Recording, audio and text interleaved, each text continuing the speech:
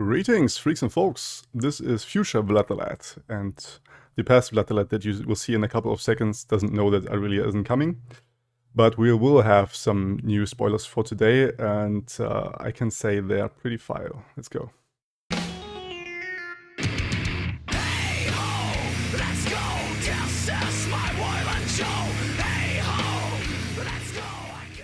So in a couple of minutes they will release the new, maybe champion, probably Irelia, or the new cards. We'll see about that. But I want to use the time and talk about the cards from yesterday. If you are into Legends of Runeterra content, I cover a lot of that, and I also want to build with all these cards. If you want to see that, click that subscribe button, as we will dive into that. Like, if you want to skip, I have a timestamp to the reaction of the new spoiler in the description. And yeah, we start off with the Solari Sunhawk, which is a card revealed yesterday. Like I said, all of these cards are revealed yesterday. And it has a Daybreak effect. And it says, stun the strongest enemy, alongside with a 2-mana 2/3 body, which is a really solid body. You can block into and trade on almost every 2-drop and sometimes even 2 of them, as he still has this strong effect. So this is like the same effect that what's her face, Leona has, and I think that's really strong for a 2-drop. Having this effect plus this body is immense. Like, if you compare it directly to Leona, this is sort of the same power level, and also if you put this in as an extra card for the Yasuo-Leona archetype, this could be really strong and competitive out of nowhere, because it lacked some more cards to actually have enough, let's say, utility and also synergy between those two. There were lacking of cards, like we have Revan and stuff, to get off the Daybreak over and over, so we can proc the Leona consistently, but we don't have any other, or not much other cards that stun up to now. But now we do have the Solari Sunhawk, and then also another card I'm talking about now, which is the Eye of the Ra-Horak. I think Ra-Horak is what also the Revan says, something with some of the time of the Ra-Horak is now. Sorry for the bad imitation. It's a 5-mana landmark, and it says countdown 1, stun the 2 weakest enemies, which is quite strong. Like, not for this mana, but the effect still is considerably good. And it has even a Daybreak effect to it, which says summon a copy of me with countdown 2. So for the next round and the round in 2 rounds, you will stun the 2 weakest enemies and will have the Yasuo level up almost right away. Same as if you have the players as a Daybreak card. Obviously, you almost always want to have this, unless you don't have any choice, right? But other than that, you will play this as a Daybreak, so you get 2 of them, and you summon in total 10 cost of landmarks. And as we saw in the last video from Malphite, he needs 12. So we almost have the whole level up of Malphite and Yasuo only with this card. And this is sick. Like, when I first saw this, I was 5 mana to stun 2, okay, and then stun another 2. But if you think about this process, this is quite strong, especially in the archetype where you run the Solari Sunhawk, maybe with Leona. Maybe you go Leona Yasuo. You can even curve out Leona into the Eye of the Ra-Horak, or Yasuo into the Eye of the Ra-Horak. And yeah, in a different way would be to go with Malphite, or you could even run all 3 of them. I think this is also something we lack a bit in all the deck building, that we have 3 different champions. I mean, technically you could put in 6, but in terms of consistency it doesn't make sense, right? But you could have 6 in total, and we almost always see 2, just for consistency issues. But I think in a deck like this, you can really justify running all 3 of them, Yasuo, Leona, and Malphite.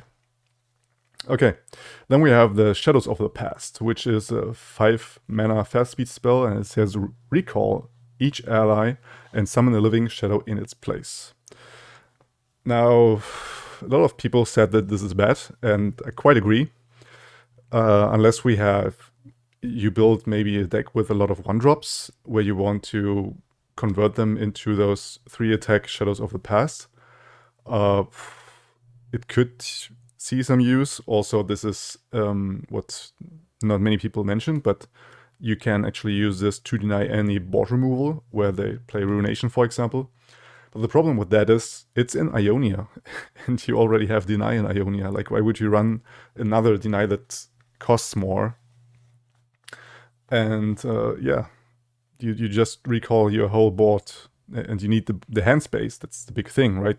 Ionia normally is a control-based region, and thus having your hand full and then you recall your whole board again, I'm not quite sure if this is what you want to have. Also, all the people that want to feed on recall, like the what's the face, the 2-drop, I will have it here, where it gets 2 attack for every recall. It doesn't have use because it gets recalled as well, right? So the buff is gone right away. Yeah, we'll experiment with this for sure, but I don't see this being very good as of now. Same goes for the Profiteer, which is a 4-mana 5/3, which is important to notice that it has 5 attack for the Reputation, for the Reputation cards we have in Shurima, right? And it says when I'm summoned, create a Lucky Find in hand. Now the Lucky Find is this 0-mana spell where you get one of the buffs, and I think this is worse than the Bakai Sand Spinner, which is also with the same mana cost and stat line in the same region, which grants vulnerable and also -1 attack. I think this is much stronger than the Profiteer, as the Lucky Find is just too random. I tried it in so many decks, and most of the time you play it on some units, and the problem with the Lucky Find is that it's so inconsistent. Like you want Overwhelm sometimes and you don't get it. Or you play it on another creature and you think, yeah, okay, we'll buff the stats because it's too weak, and then you only get some keywords like tough and challenger, but you don't want it. You want extra stats and you don't get it out of the Lucky Find. So it's very inconsistent, and thus could be hard to find any use for this. Like maybe Lee Sin gets a thing again. They tried to run it with Lee Sin and in Shurima with the landmark that gives you 2 Lucky Finds on countdown 1. But other than that, I don't see it being very good. But like with all the cards, I will try my best. And what I'm really excited for is the Dancing Droplet. And this is maybe the most interesting card of all of these, which is a 1-mana 1/1. Has a tune, so technically it's for free. You just convert normal mana into spell mana. And it has elusive. And the biggest thing for me, at least, is it says when I'm recalled, draw 1. So it has finally some recall synergy, and all those things like retreat, like the Monastery of Hirana, make sense, as you can use this as a draw engine and cast this again for free. Especially the Monastery of Hirana, where you get this recall card every turn in the hand, and you can technically cast this again for free as you get the attune mana back. This is just quite strong, and I will most definitely, like, if you saw the other videos, I don't cover, I think, any Ionia decks so far, because it's weak. Like, if you don't run a Lee Sin deck or something, it's really hard to get any good deck out of Ionia. But now that we have this, I will very much look into building around this dude and get a proper deck out of him, and finally get a proper Ionia deck that is not Shen Fiora and is not Lee Sin and is actually viable and competitive, right? Okay, but one thing more that I want to mention. This hints at our boy Zac, which is a champion from League of Legends. I played it back in time, and I remember this dude having those droplets that he can feast on. I think he gets life back or something if he collects it afterwards. And this very much looks like it. I could be wrong, like maybe you know more, let me know in the comments. But I think that this is from Zac, and we could possibly see Zac as a champion. But what was weird that I think Zac is an experiment from Zorn, so he should technically be in Piltover and Zorn, but we see this Droplet being in Ionia, so maybe I'm wrong about this. We'll see. And then we have the last card from yesterday's release, which is the Merciless Hunter, a 3-mana 4/3 body with Fearsome. So it's technically the same body and keyword like Callista has, but on play effect it has even more. It has Grant enemy vulnerable. And this is sick. So if you want to build an aggro Shurima deck, for example, this is extremely strong.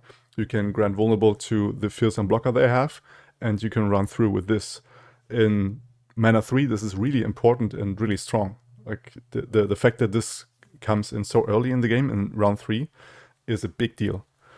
And it could make the archetype with the Rider Dominance, I think it's called, and the other where you burst speed -2 attack the whole board, could make it strong. Like I have built a deck with that, and I will show it soon, but I will maybe wait for this dude to include him in this deck. Yeah, and I'm also excited about this drop, and that Shurima gets some really strong cards. Like it's definitely needed help, as it's a very small package as of now. But yeah, I think the time is there. Yes, we will see into Twitter if it's Irelia or if it's just some new cards. Okay, it looks like it's no Irelia, but we will, regardless, look into them. So we will get Irelia tomorrow, and it's a whole bunch of Ionia cards. The first is Ribbon Dancer. Ribbon is a dancer. And it's a 2-mana 2/1. It says play Blade Dance 1. What is Blade Dance? Seems like a new interaction. So no idea how to rate this dude as of now. For 2 mana, it's a pretty weak body, so Blade Dance needs to be something good. Then we have the 2-mana burst speeds Syncopation. Weird word. And it says swap 2 allies. Now this is... has the same effect like the signature spell from Shen, where you give both barrier and swap them. And boy, is that strong for, like, if you have it for 6 mana, this is a really expensive play. And you mostly want to have it swap 2 that get a barrier then and trade off with some units. But sometimes you use it just to swap them and take face. Like you swap an ally that didn't get blocked, like a weak one with a strong one that got blocked, and then you swap them and the strong one goes to face. And now you can do this for 2 mana. I think this card alone could be a reason to run Ionia in some aggro decks or some decks where you want to pump up a certain unit, and then you go white on board and attack, so you have more attackers than the enemy. And the strong card that you pumped up is just getting swapped and you smack face. So I see this being really, really competitive. This is a fucking strong card. I like it. And I like, especially that it's in Ionia, right? Like I said, Ionia also needed help. Then we have the Coastal Defender, a 4-mana Ionia, like all of them Ionia. No need to mention this anymore. It's a 2/6 body. It says, when you summon an ally, give me +2 this round. And there we have some dude that directly feasts on the Syncopation. If you, for example, like with the recall synergy, and also with the ephemeral archetype, for example, where you spawn a lot of ephemerals for really low cost, and this dude gets pumped up over and over. This is big value. I mean, obviously Hush and stuff like that will stop this. But being a follower with this solid stat line, like 6 health for 4 mana is big, and you just need to play 1 unit to make it a really solid blocker as well. So, yeah, I definitely see this dude being good and being run in some decks where you maybe can also burst speed cast units and surprise the enemy.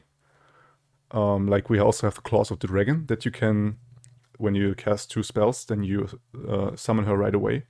So you can surprise the enemy with more attack. And those combos, this looks really neat.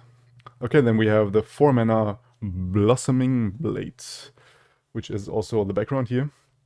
And it says play Blade Dance 2. Again, no idea what Blade Dance is so far. Maybe we see it in a moment here. But for now, it's a 3/3 body with 4/4 mana.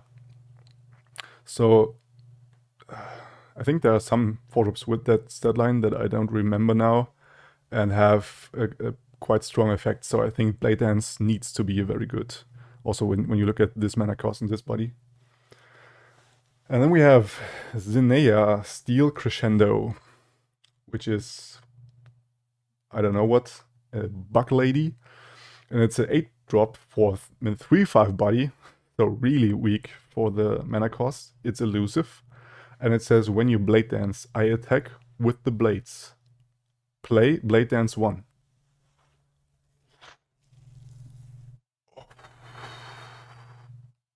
Oof.